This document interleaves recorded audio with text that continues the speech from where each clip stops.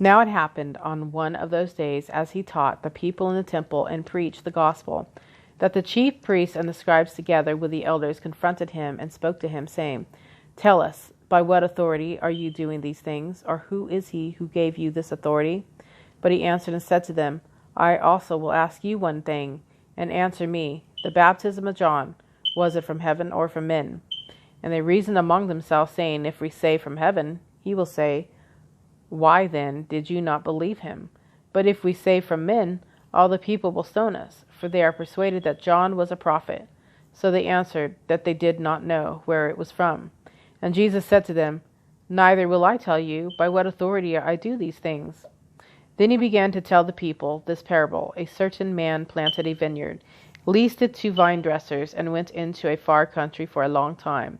Now at vintage time he sent a servant to the vine dressers, that they might give him some of the fruit of the vineyard. But the vine dressers beat him and sent him away empty-handed. Again he sent another servant, and they beat him also, treated him shamefully, and sent him away empty-handed. And again he sent a third, and they wounded him also, and cast him out.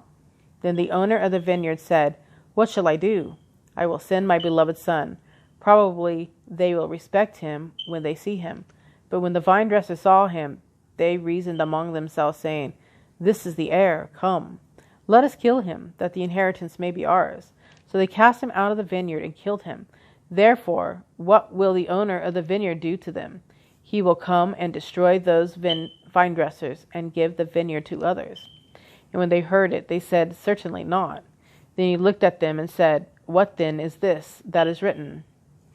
The stone which the builders rejected has become the chief cornerstone.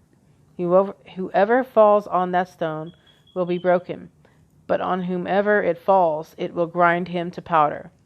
And the chief priests and the scribes that very hour sought to lay hands on him, but they feared the people, for they knew he had spoken this parable against them. So they watched him and sent spies who pretended to be righteous, that they might seize on his work, in order to deliver him to the power and the authority of the governor. Then they asked him, saying, "Teacher, we know that you say and teach rightly, and you do not show personal favoritism, but teach the way of God in truth. Is it lawful for us to pay taxes to Caesar or not?" But he perceived their craftiness and said to them, "Why do you test me? Show me a denarius. Whose image and inscription does it have?" They answered and said, "Caesar's." And he said to them, "Render therefore to Caesar the things that are Caesar's, and to God the things that are God's." But they could not catch him in his words in the presence of the people, and they marveled at his answer and kept silent. Then some of the Sadducees, who deny that there is a resurrection, came to him and asked him, saying, "Teacher, Moses wrote to us that if a man's brother dies having a wife, and he dies without children, his brother should take his wife and raise up offspring for his brother. Now, there were 7 brothers, and the first took a wife and died without children, and the second took her as wife, and he died childless. Then the third took her, and in like manner the 7 also, and they left no children and died. Last of all, the woman died also. Therefore, in the resurrection, whose wife does she become? For all 7 had her as wife."